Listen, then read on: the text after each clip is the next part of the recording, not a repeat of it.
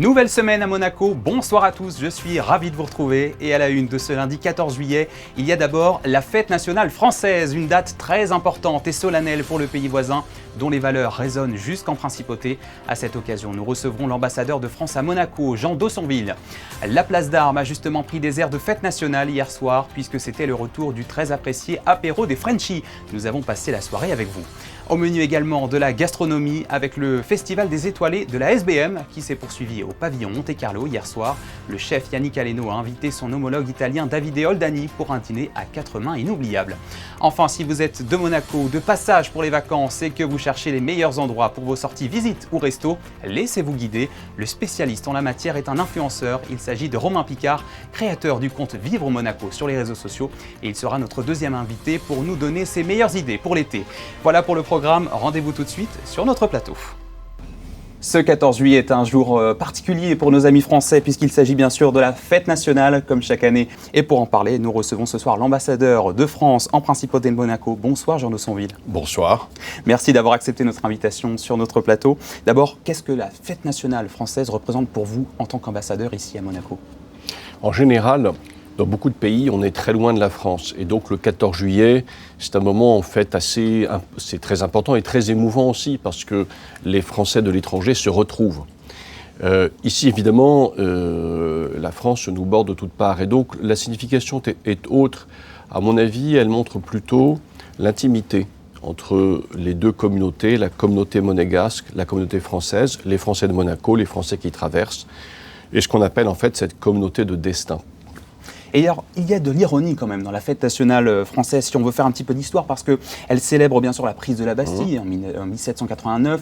Et à Monaco, à cette époque, cela priva le prince de toutes ses possessions monétaires, plongeant la famille princière dans une situation, grave situation financière. Est-ce qu'aujourd'hui, les temps ont changé, sans rancune, on peut dire ? Les temps ont changé puisque le souverain nous fait l'honneur de venir à la fête nationale ce soir. Mais votre remarque est très intéressante parce qu'en fait, elle montre que la lecture qu'on fait des événements en Europe, et d'ailleurs aussi en France, à l'intérieur de la communauté nationale, et en France aussi, la Révolution a été un débat permanent pendant 2 siècles et demi. Et je crois qu'on est arrivé à une belle synthèse avec François Furet en 1989, quand on a fait le bicentenaire de la Révolution, je crois une vision assez équilibrée en fait de notre destinée nationale. C'est cette histoire, ces destins croisés dont vous parliez tout à l'heure. Et Jean Dossonville, il y a une forte communauté française qui existe encore aujourd'hui à Monaco, de résidents permanents, de travailleurs qui viennent chaque jour à Monaco. Quels sont les grands chantiers qui occupent l'ambassade de France à Monaco, qui démontrent encore ce lien fort qui existe entre ces deux pays? Ou est-ce qu'il y a un grand chantier d'actualité qu'on pourrait citer? Notre grand chantier, c'était de la visite d'État du président de la République les 7 et 8 juin. Et je dirais que notre prochain chantier, ça sera la visite d'État en retour à Paris et en région en 2026. J'y insiste parce que, c'est exceptionnel, parce qu'il n'y avait pas eu de visite d'État depuis 40 ans, c'est le plus haut niveau protocolaire. Et pour le prince, il n'a jamais eu de visite d'État en France, dans un sens ou dans l'autre. Mais c'est aussi l'occasion de faire avancer des dossiers de fond. À l'évidence, pour la visite d'État qui vient de se passer, le dossier océanique était la priorité. Les enjeux multilatéraux, par exemple la conservation des récifs coralliens, la lutte contre la pollution plastique, autant de sujets où Monaco est à la pointe du débat international. C'était quand même extraordinaire de souligner ça. C'est la résonance de Monaco par rapport à sa taille et le respect que suscitent les positions de Monaco dans le monde sur ce terrain, et on le doit très largement au souverain. Alors évidemment, après, il y a des sujets transfrontaliers qui nous occupent tout le temps, consulaires, scolaires, routiers, la mobilité ferroviaire, c'est permanent. On a des commissions aussi pour ça, transfrontalières, nationales, et qui vont se réunir de nouveau d'ici la fin de l'année. Un mot également de la circonscription de Monaco. C'est la 5e circonscription des Français établis hors de France, à l'étranger. Le député macroniste qui représente Monaco est Stéphane Vogetta. Il vient d'être rendu inéligible par le Conseil constitutionnel français pour des irrégularités dans ses comptes de campagne lors des législatives de 2024. Quelle incidence cela peut avoir ici, d'après vous, en tant qu'ambassadeur ? La conséquence naturelle, directe et juridique, c'est l'organisation d'une nouvelle élection. Donc dans la circonscription concernée, c'est-à-dire l'Espagne, le Portugal, Andorre et Monaco. Dans un délai de 3 mois et par conséquent, probablement fin septembre. Voilà, donc c'est un travail et la possibilité pour nos concitoyens de s'exprimer par le vote. Et en jour de 14 juillet, est-ce qu'il y a un message que vous souhaiteriez adresser aux Français établis ici ou qui viennent travailler, qui participent à la principauté? Oui, aux Français qui vivent à Monaco, peut-être un message de particulière proximité et sympathie, en leur disant que je suis conscient, pour ma part, de l'importance de la part qu'ils prennent dans la vie de Monaco. Et je souhaite, pour ma part, qu'on puisse maintenir à l'avenir une forte présence française à Monaco, parce que je pense qu'elle est tellement proche des Monégasques qu'elle contribue à la stabilité du pays, à la fluidité des relations. Et puis un message de remerciement à tous les Français qui viennent tous les jours, ils sont des dizaines de milliers, travailler à Monaco. Remerciements d'ailleurs qui s'adressent aussi aux princes et aux employeurs monégasques, puisqu'ils sont de grands employeurs de salariés français. Merci beaucoup Jean de Sonville d'avoir répondu à nos questions sur notre plateau à l'occasion de la fête nationale française, qui est un grand moment en France et qui se partage amicalement ici sur le Rocher. Merci à vous. Merci. En culture, je vous propose maintenant de prendre la direction du Grimaldi Forum. En parallèle de la grande exposition d'été Couleurs, une autre a également ouvert ses portes la semaine dernière. Elle s'intitule Monaco et les Napoléons, destin croisé. Impulsée par Louis Ducruet, elle donne à voir près de 200 œuvres, dont certaines dévoilées pour la toute première fois en principauté. Une plongée au cœur de l'histoire que nous proposent ce soir Sarène Cary et Thomas Deus. 200 trésors d'art et d'histoire réunis en un même lieu. Monaco et les Napoléons, destin croisé, est une exposition exceptionnelle sur les liens entre la dynastie Grimaldi et les 2 empereurs français. Pour la visite presse, un descendant de Napoléon a fait le déplacement. J'ai appris beaucoup de choses. Je savais que le prince Honoré V avait été aide de camp de Murat, qu'ils avaient été ensemble à Eylau, en Espagne, mais j'ignorais que le prince Charles III avait failli épouser la princesse Anna Murat, et j'ignorais complètement que le prince Albert Ier avait épousé la petite fille de Stéphanie de Beauharnais. Donc les liens ne sont pas juste des liens diplomatiques et affectueux entre la famille Bonaparte et la famille Grimaldi, ce sont aussi des liens de sang. Parmi les objets rares, ces échanges entre le prince Honoré et Alexandre Dumas, le chapeau emblématique de Bonaparte ou encore ces horloges que l'empereur avait distribuées à ses soldats. Vous me verrez perdre des batailles, mais jamais l'heure, disait-il. Elles appartiennent, comme un tiers des objets exposés, à ce collectionneur. Tous les objets, c'est important pour moi, pour ma cœur, parce que j'achète, comme d'habitude, c'est ma passion. J'aime beaucoup, j'achète.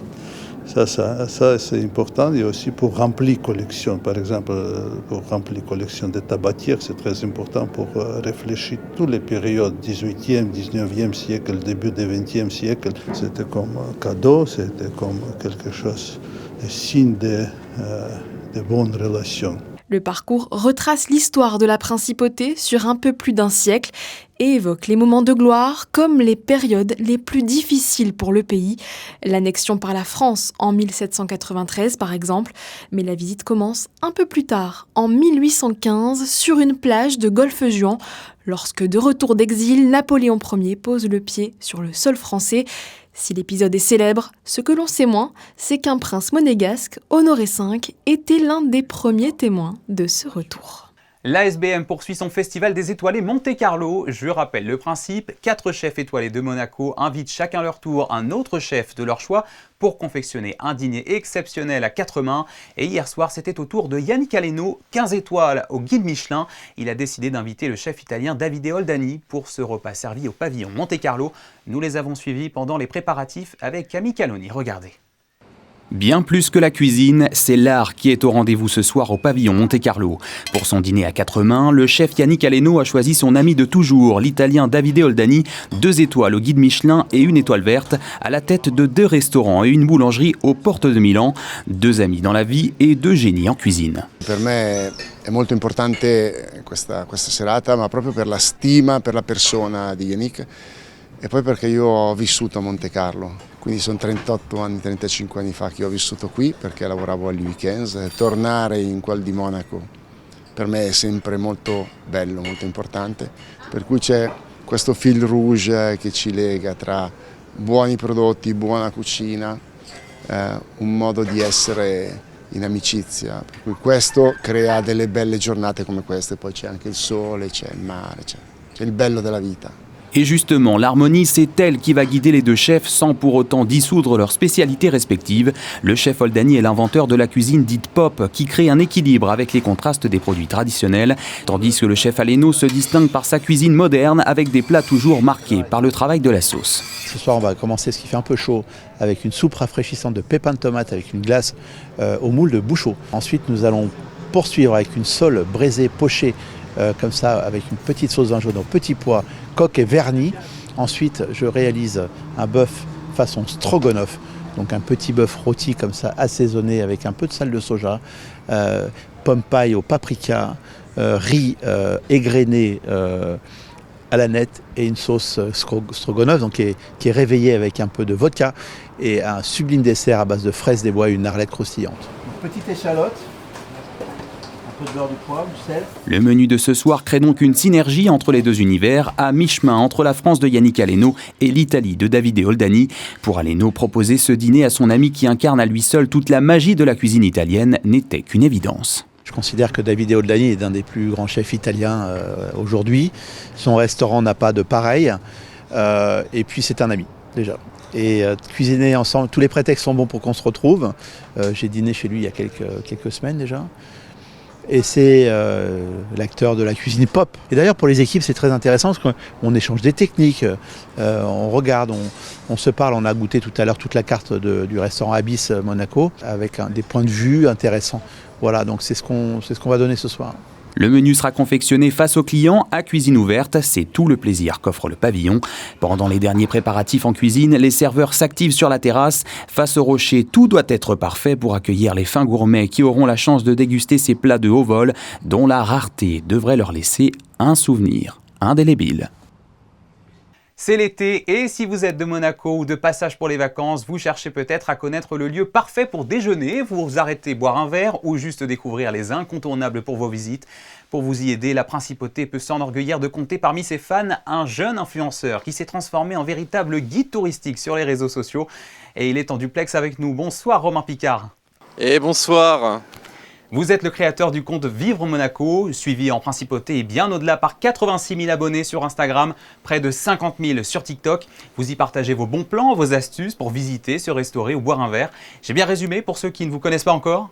Oui, c'est absolument ça. Je fais ça maintenant depuis un peu plus d'1 an, que ce soit sur TikTok, sur Instagram. L'idée, c'est voilà, de donner des adresses sur Monaco, du lifestyle de façon générale, qu'il s'agisse de boire, de se restaurer.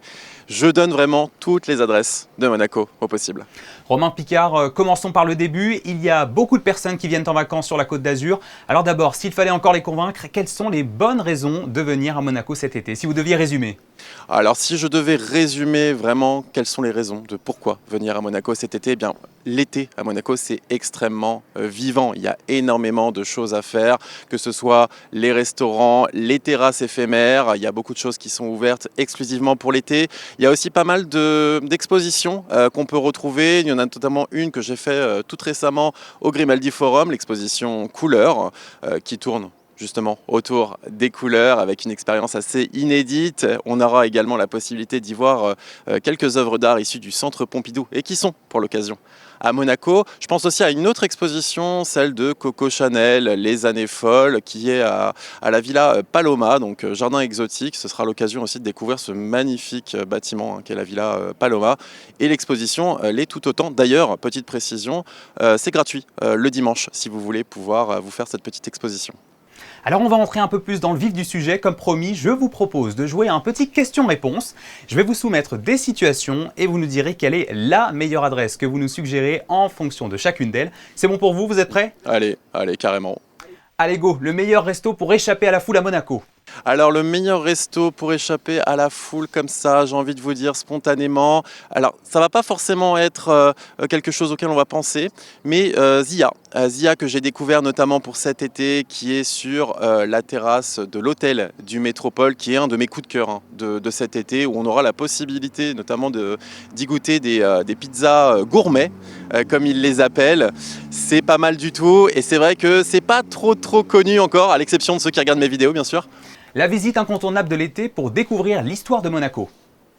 Alors j'ai deux possibilités, mais celle qui me vient là automatiquement, ça va être le palais princier, évidemment, pour découvrir un peu l'histoire, et puis évidemment aussi faire un tour au casino, notamment dans l'Atrium, ça fait toujours son petit effet.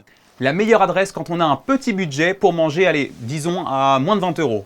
Allez, moi je vous conseille vivement de vous tourner vers le marché de la Condamine, place d'Armes. Allez, comme ça on va avoir évidemment la maison des pâtes, maison mère, ou encore le comptoir. Allez, voilà. L'endroit parfait pour impressionner un date à rendez-vous galant cet été en Principauté. Alors pour marquer environ 10 000 points, j'ai fait mes calculs, je vous conseille vivement d'aller au Mada Lounge, c'est la terrasse éphémère du Madawan qui se trouve dans les jardins, vous êtes vraiment juste en face de la place du casino, c'est juste magnifique. Le meilleur endroit pour boire un verre au coucher de soleil. Alors je vais faire une toute petite entorse, je vais sortir de Monaco mais je ne vais pas aller bien loin, je vous conseille d'aller au Melbourne Riviera, vous avez la vue sur Monaco qui est probablement l'une des plus jolies vues qu'on peut avoir sur Monaco, et pendant le coucher de soleil c'est juste magnifique. Et en plus leurs cocktails sont très bons. Et enfin le meilleur spot pour toutes les personnes qui aiment prendre des photos ou se prendre en photo. Alors moi je vous conseille vivement tout simplement d'aller sur la digue du port Hercule, parce que lorsque vous allez vous prendre en photo, vous allez avoir quasiment l'intégralité de Monaco dans votre dos. C'est pour moi un des meilleurs spots et je me filme assez régulièrement sur cette digue là. Bravo, vous avez répondu à toutes les questions. On a du choix pour cet été en fonction des situations. Évidemment, toutes ces adresses sont à retrouver sur vos réseaux sociaux. Vous les testez vous-même, vous montrez, vous expliquez, vous vous mettez en scène aussi. On a l'impression que vous ne manquez jamais d'adresses pour un si petit territoire, vous ne manquez jamais d'idées. Comment vous êtes renouvelé avec le temps ? Monaco est un territoire finalement très dynamique. C'est quelque chose dont je me suis aperçu avec le temps, c'est qu'il y a énormément d'ouverture, de fermeture, de réouverture. Et aujourd'hui, c'est vrai que je suis très bien identifié à Monaco par sa population, par les commerçants, si bien qu'aujourd'hui, en réalité, quand il y a une nouvelle ouverture, je suis parmi les premiers qu'on va contacter pour essayer une nouvelle adresse. Donc du coup, moi, ça me permet d'être toujours au fait, et encore une fois, Monaco c'est extrêmement dynamique. J'ai une liste énorme de vidéos, j'arrive même pas à toutes les faire, c'est dire.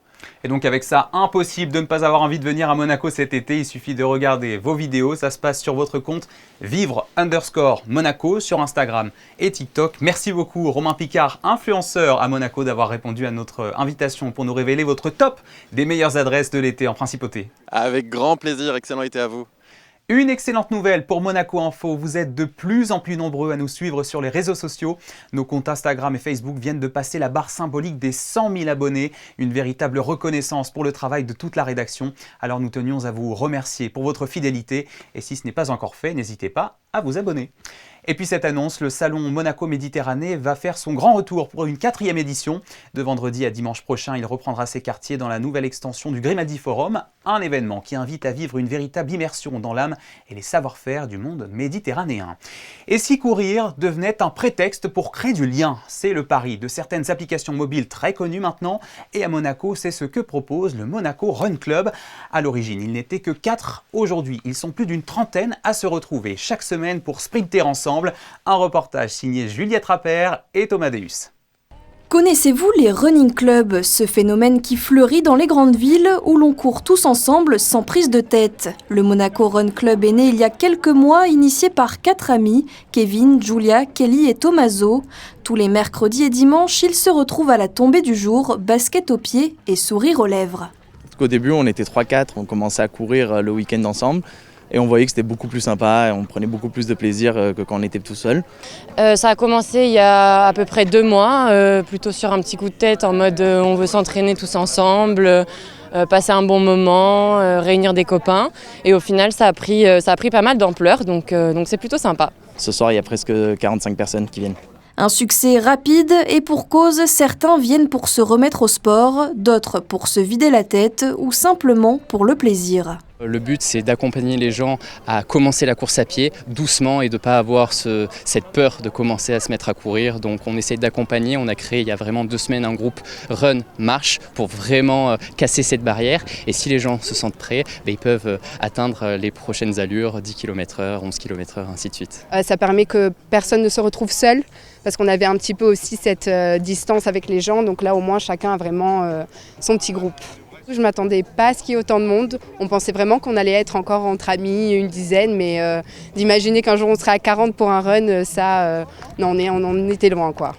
À l'arrivée, pas de médailles, mais des sourires, des tchèques et une vraie satisfaction d'avoir été jusqu'au bout, tous ensemble. Incontournable rendez-vous à Monaco et un peu partout sur la Côte d'Azur. L'apéro des Frenchies était de retour hier soir sur la place d'Armes. L'édition a encore attiré du monde. Un apéro géant qui permet comme chaque fois de rassembler les Français de Monaco et de célébrer cette amitié franco-monégasque. Un moment convivial qui faisait encore plus de sens hier à la veille de la fête nationale bleu-blanc-rouge. Alors nous n'avons pas pu nous empêcher d'aller prendre part à la fête avec Camille Caloni. Reportage. Ne la laisse pas tomber, elle est si fragile, être une femme libérée, tu sais c'est pas si facile. Savoir faire la fête à la française, c'est ce que promet l'apéro des Frenchies, une nouvelle fois de retour sur la place du marché. Et comme chaque année, il y a des petits nouveaux qui se sont laissés tenter par l'ambiance.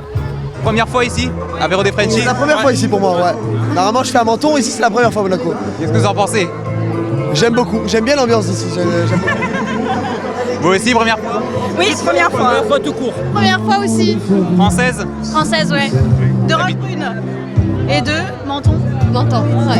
Qu'est-ce que vous en pensez? C'est pas mal ici, non? Ouais, on est bien là. C'est chouette de savoir qu'on a une communauté ici et qu'on peut se retrouver pour faire la fête. Même ceux qui sont pas français, on les accueille. Voilà, et moi j'apprends les chansons nationales, j'apprends la culture, c'est chouette. Elle a tiré la première. M'a touché, c'est foutu. C'est bien, il y a à manger, il y a à boire, c'est bien. Qu'est-ce que vous nous préparez de beau ce soir? Alors des piadines, la tourte, des petits sandwichs et de l'autre côté il y a les crêpes et tout ça. Tout ce qu'il y a de plus local. Tout est local, voilà, fait par nous-mêmes. Cette belle soirée. Bonsoir. Manger, ça, tout le monde sait faire. Pour la danse, en revanche, c'est à vous d'en juger. Sinon, de l'autre côté de la place, ceux qui ont oublié les paroles se laissent tenter par une bonne vieille partie de pétanque. L'apéro, c'est aussi ça. Alors ces tapis installés par la mairie font des heureux. On passe un bon moment ensemble, tous. Il faut le refaire tous les jours. Quoi qu'il en soit, l'apéro des Frenchies aura encore séduit du monde ce dimanche soir. Nous, on vous dit à la prochaine, on vous embrasse. Voilà pour l'actualité de ce lundi, c'est la fin de cette édition. Merci à vous de l'avoir suivi. Dans un instant, les prévisions météo d'Alban Gingembre, suivies d'un nouveau magazine consacré au déplacement de la famille princière dans le Carladès la semaine dernière. Je vous laisse sur un retour en images du dîner à 4 mains des chefs Aleno et Oldani au pavillon Monaco, capturé par notre photographe Charlie Gallo. Excellente soirée sur Monaco Info et à demain, 19h.